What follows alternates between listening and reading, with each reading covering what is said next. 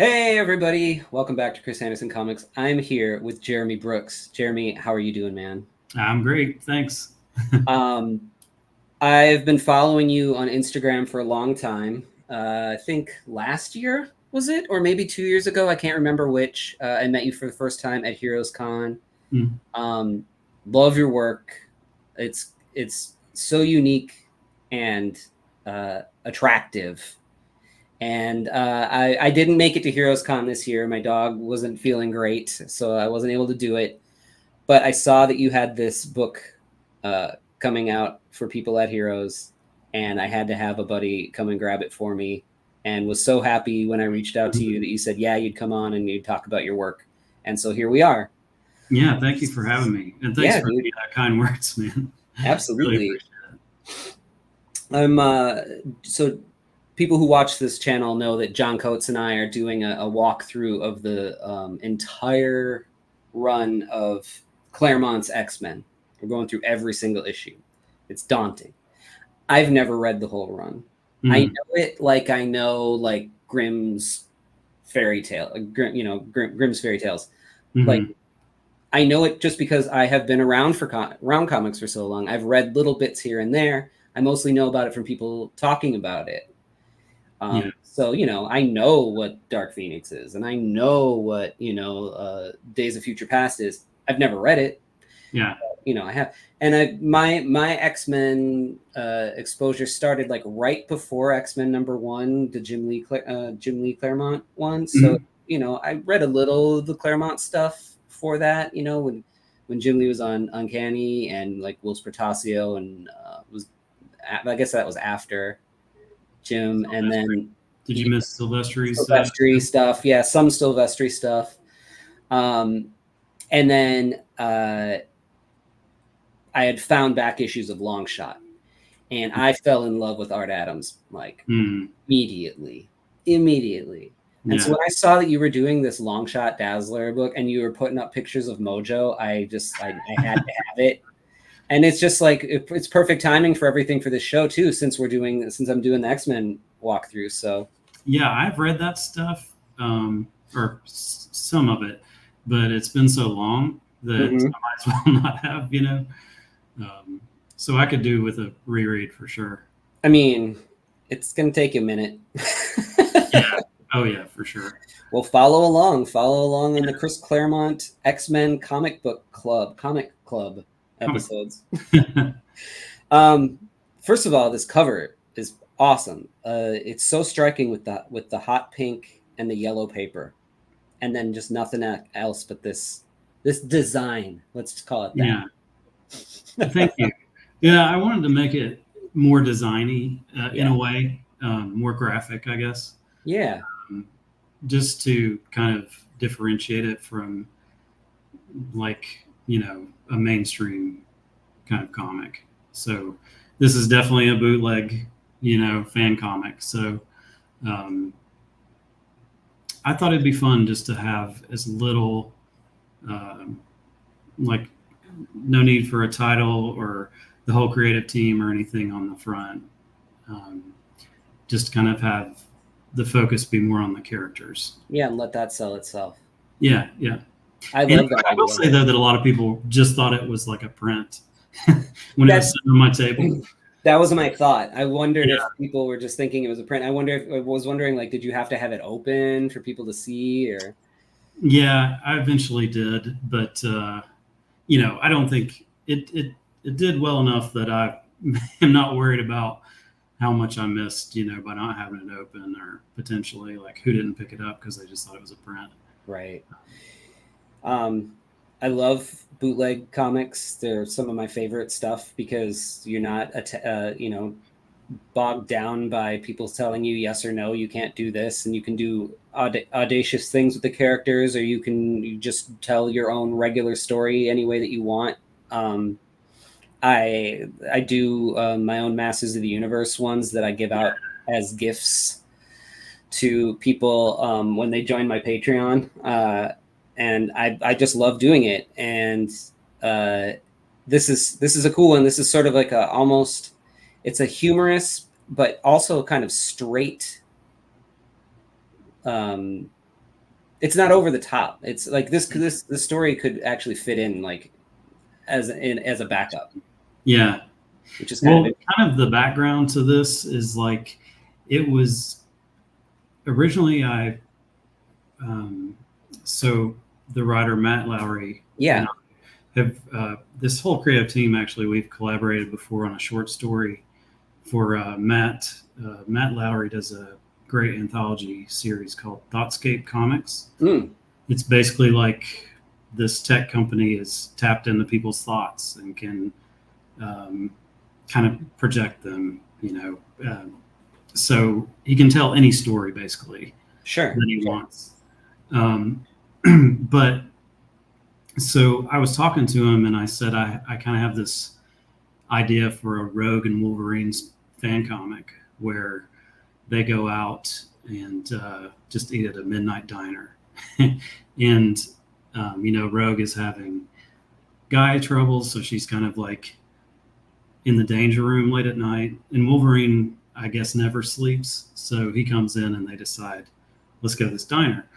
That was basically all I said to Matt. And it was like, I don't know, it feels like a few days, maybe it was a few weeks, but he's like, man, I hope you don't mind, but I just went ahead and kind of wrote that story, or my version of it. He's like, don't in any way feel obligated to draw it, but, take a look at it. And if you dig it, let's do it. And so that is a project we're doing because it's a great script. But with Heroes coming up, I thought it might be a good idea to just have something. And at first I was thinking, well, maybe we do part of that story and get it ready. Sure. But I like the idea of having a complete story in time, in case nobody ever picks up another one. So it turned into this basically, and he wrote that equally fast, just a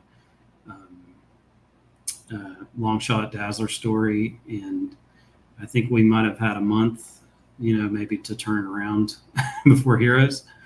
Wow. Really? Yeah. You kicked this out that fast? Yeah, it's like a 12, I think it's maybe 12 pages. So I had 3 weeks or so to draw it, and Marcus had to color it, and Matt did the letters, which I think turned out really great. Yeah, they look great. Yeah. Super helpful. And then he had this story, and we kind of had the idea of Mojo being kind of this, almost like a crypt keeper. Yeah, that's really what he feels like in this. Yeah, that was kind of our intention. He kind of intros and outros the story, and in fact is kind of implied that this is his fan comic. Right, yeah, that he like got you guys and taped your eyes open and forced you to make this book. Yeah. So if Marvel comes after you, it's not your fault. It was under duress. Yeah. Hands were literally tied. So. Yeah. Right. Man, I just love drawing Mojo. Yeah, I mean, I was just before we started recording, like my wife doesn't really know much about comics at all, and I was like, this book is awesome. It's got one of my favorite characters in it, Mojo, who like even Mojo kind of came out before the Image guys really hit the scene, and Art was doing his thing. Art obviously inspired all of those guys, but that was such a crazy design for the time. Mm-hmm. And now I feel like everybody's just trying to out Mojo. But at the time, it was, no, you can't. First of all, you can't. Yeah. I've seen other artists take them on too, and it just doesn't. Nobody draws it as good as Art. Oh, well, yeah, that's true. I totally agree with you there. I've seen some good iterations, but it's hard to he's hard to top. Yeah, unless you're doing your own style, because when they try to make it like more like in the realistic realm where like comics are kind of going and they're trying to like put it in like a movie universe, it's just it has to be weird and grotesque and cartoony, and don't smooth them out. Yeah, you did a great job on them. I really love your version of them. Thank you. It's so much fun. I want to say just a quick word about Sorry. this text design up here. So Matt actually is a good writer and does his research, and so he was looking into like Mojo and his beginnings and stuff. And so one of the inspirations was from this philosopher named Marshall McLuhan, Okay. who came up with this kind of diagram for media and its effects on society and stuff, which totally you can see the parallel to Mojo. Of But course. let me see if I don't know if you can Here, let me pull. back up a little bit. But this is yeah. the diagram that he created. So it was just a little too perfect that it created an X. Uh-huh. So that's kind of one of the reasons that we chose this. There was some thought behind this, our X design for Yeah. Yeah. That is perfect for a Mojo story specifically. this. Yeah. I thought so too. I thought that was a great find, and we just kind of lucked out there. Do you work digitally? I do, yeah. Okay. Yeah, it's there's no way that I would get it done as No, as not amount of time. if I wasn't. And it took me a while to get this right digitally, to where I was happy with that Mojo image. And working digitally, it helps me keep what I think is like the energy in my art, because I can quickly like put down a layer of blue lines and then do a layer right over top of that, go straight into inks if I want to. Yeah. And the more that I redraw stuff, the stiffer it gets. Yes. So that's what I love about drawing digitally. I'd like to one day be able to go like straight to paper, Yeah. inks, or at least just to make it a quicker process. But for right now, this works for me. Yeah. Yeah, your style is like so immediate that that's what it's all about. Is it's about like to me, interpreting it as a viewer, to me it's about capturing that energy. Yeah, it's not overthinking anything, because that's what I'll do when I start drawing on paper, and that's why I stiffen up literally, and it looks that way. Yeah. Plus, I also just get bored redrawing the same thing. Right. So it helps me keep that energy. So we sort of open up this story. Like, well, it's yeah. How do you feel about me just telling people what the story is about? Because go ahead. Yeah. No, okay. Because people like I tend to think that people are gonna buy it regardless, like if they like it. Yeah. Yeah. I'm always fine with that. Some people are a little like, I don't want you to tell the story. I want them to be surprised. You can tell it. Okay.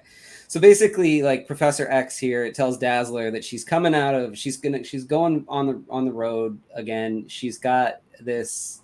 She hasn't performed in a while, I guess, right? It seems like. Yeah.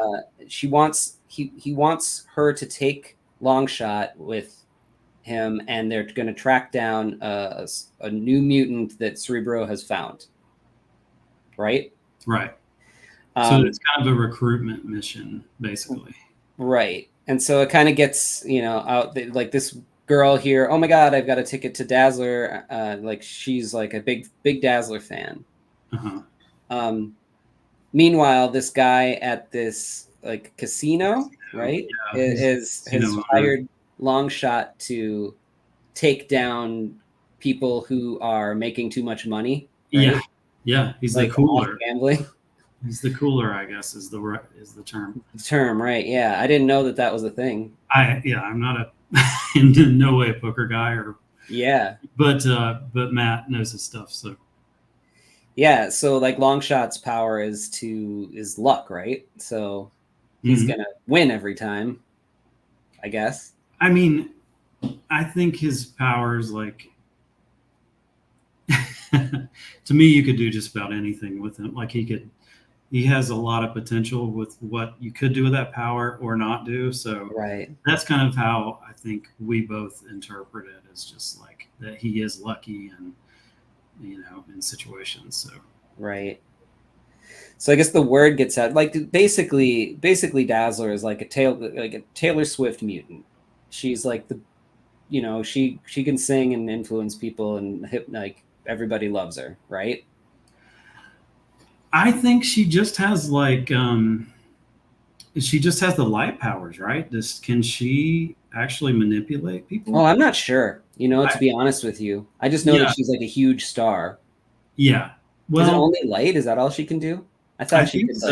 like. I mean, I could be completely wrong, and her powers could have totally changed, in today's stories. But like, that's what I always thought. And in fact, like, there's a lot of she was almost like had it was like she was a struggling musician for a while, you know.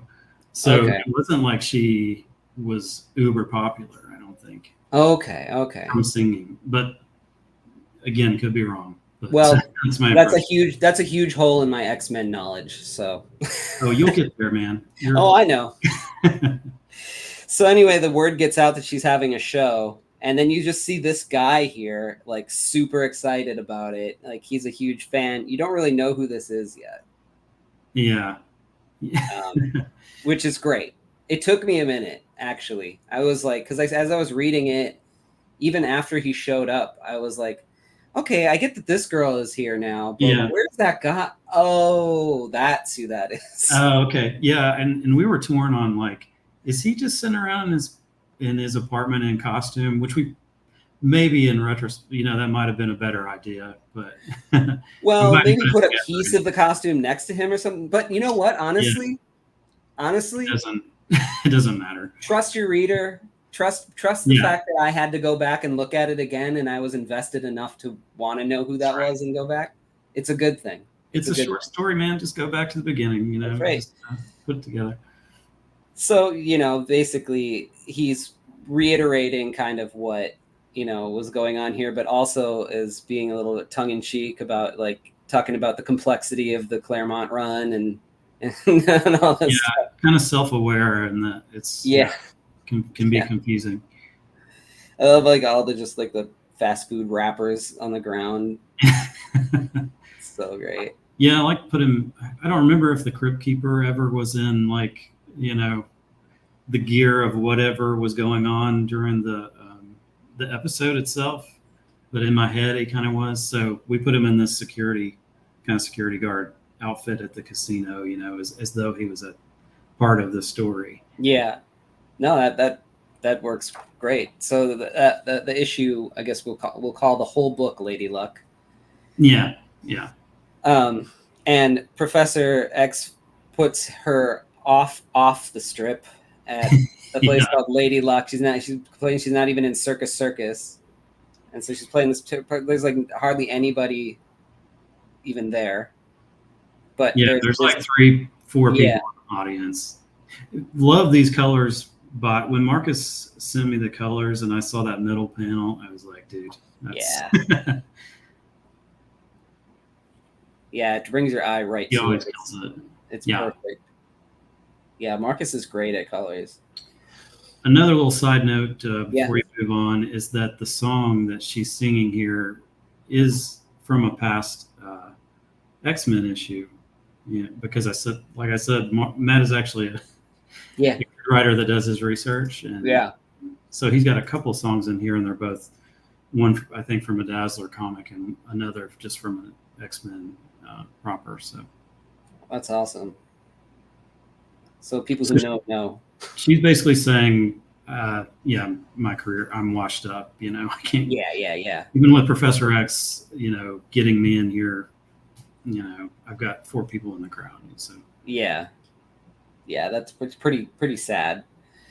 And then here's the casino boss, I guess, or whatever this guy is telling him to go, and take care of this guy who's winning too well. yeah, he's kind of oogling over Dazzler at the moment, long shot, and has to go in and cool this guy down. And then you see Spiral here in the background. Yeah, that very first panel, she's she's back there. Oh yeah, Spots. I see it now. And then all of a sudden, out of nowhere, you see this landscape with Juggernaut booking it across there. Yeah, You know, the unstoppable Juggernaut, and he is the biggest Dazzler fan. Wants to get her to sign this copy of a record that he has. You know, yeah. and that's when I realized a little while later that this is Juggernaut. Yeah. That is. I'm blanking on his name now. X-Men fans are gonna. Oh yeah, and I literally just read the first Claremont things with him, and Yeah. I know that it's Xavier's stepbrother, but Yeah. I can't remember his name. Crane? Crane, something. Yeah, whatever. Juggernaut.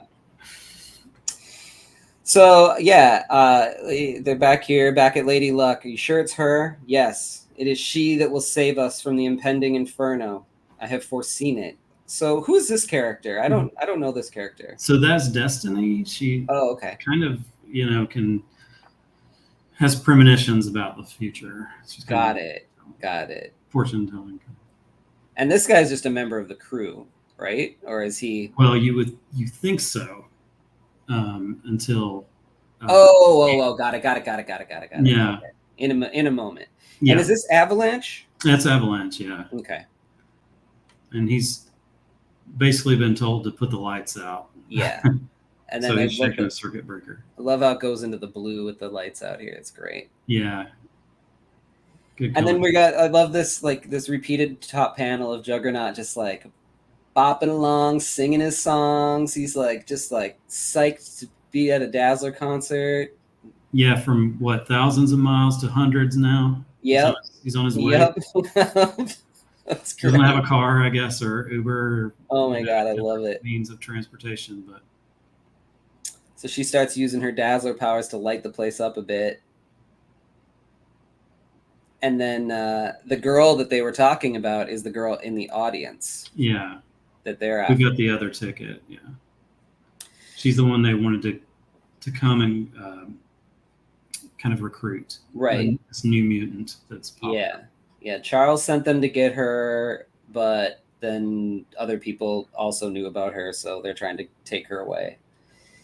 And he says, what is it, that this is the girl that's going to save them from the impending inferno. Yeah.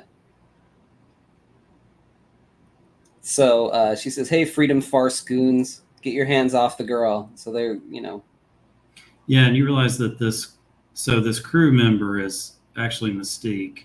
Right. She's in the midst of kind of transforming backstage. Right here, yeah. So she shoots the light onto the ball, or onto the disco ball. Ball. And here comes Long Shot with his weird little blade things. Yes, it's in trouble. Yep. Shatters over the chairs. Yeah. Yep. Shatters the disco ball. Yeah, so he shatters and then it projects into 3 different rays, I guess. Yep. Blinds them all. With his lucky shot. Yep. And then, he thanks her. And then he's like, here comes a few blocks away. Gangway, people. So you got Avalanche outside by now. Yeah, he's in the prior panel, kind of peeking out through the curtains. Oh yeah. Here. And so in the meantime, he kind of splits. Yeah. Runs into Juggernaut on his way. And boom, here he comes. So they've got him all tied up, and it turns out that this girl uses dark matter energy. Yeah, that's her. And can manipulate it. Yeah. And they're like, you have pretty good control over it already. And she says, yeah, I got a lot of practice babysitting, and she ties them all up. Yeah, it's a good line. And then, he busts through, and the letters are going to fall on them, but she uses. So these are the Inferno letters, yeah. So yeah, it all comes back to her premonition. Did save him from the Inferno. Yes, yeah. I missed that actually in my first read. And there's Juggernaut with a single tear in the bottom panel there. Yeah. Oh man, I love that drawing. His face. He missed the show. Let me see. Yeah. Let me see if I can get it. Oh yeah. Look at his face. Yeah. Oh man. Fun, man. It was fun. Yeah. And then you get this whole thing where Mojo's like reading it at the end. Yeah, I just went crazy with that. Like, I just wanted to draw all those cables, I guess, and this, hair or whatever. Yeah. That makes hair. Such a weird design. Yeah. And you got these cool pinups in the back too. Yeah. Yeah. Some buds of ours. That was, just amazing stuff. From Rico Renzi and Bridget Connell on the Rogue Savage Land piece. Yeah. And Dave Law did this awesome Dazzler. So good. Yeah. And then this was just my, so Matt had thrown, there's a Valley Girl, a movie from the 80s with Nick Cage, and he found this poster and he was like, man, this, if they had made a movie back then, this totally would have been the poster. So we kind of repurposed here and did an homage. Dude, so good. Such a cool book. Well, I mean, it's not available at this very second, but you're trying to get more copies made. Yeah, we're gonna have to reprint this one and make them available. Somehow. It's, like I said, it's a fan comic, but there've been some people asking for it, so we're gonna try to get it out to people. Yeah, no, this is something special, and yeah, like if you're lucky enough to get your hands on it, do it. Thanks. Yeah, I love it. You guys knocked it out of the park, and I can't wait to see what you do with the Wolverine and Rogue one that you guys are planning on doing. That's gonna be cool. A fun one. Awesome. So where can people find you? So you can find me on most social media at Sketchbrooks. If I'm on there, it'll be Sketchbrooks. Okay. And then my website is sketchbrooks.com. I've converted my email over to a Substack. Okay. There's a lot of things that it's made easier. Kind of now we're getting into that, and so Same. You can also find me at Sketchbrooks on there, and I try to do a lot more kind of in-depth stuff on there that wouldn't have the room for or want to waste the time on social media. So that's it. Great. All right, I'll put links to all that stuff in the show notes. And thanks for coming on, man. I really appreciate it. And, my pleasure, dude. Some great episodes, and we'll talk to you later. Thanks for talking comics with me, man. Thanks for coming on. Later. Join my Patreon to see my work before anyone else, plus score physical sketchbooks, mini comics, and commissions delivered right to your door, and reading my new books, Something Seems Off and Three-Headed Pigman, as they are made. Go to my website to order original art, commissions, and my books, Lost Angels, Spectral: A Showcase of Fear, Chaotic Neutral, and more. Gray Matter Drip, The Art of Chris Anderson, is available now from Cosmic Lion Productions. Here are the upcoming conventions I'll be at the time of this recording. And don't forget to like, follow, and subscribe. It helps spread the word. Thanks.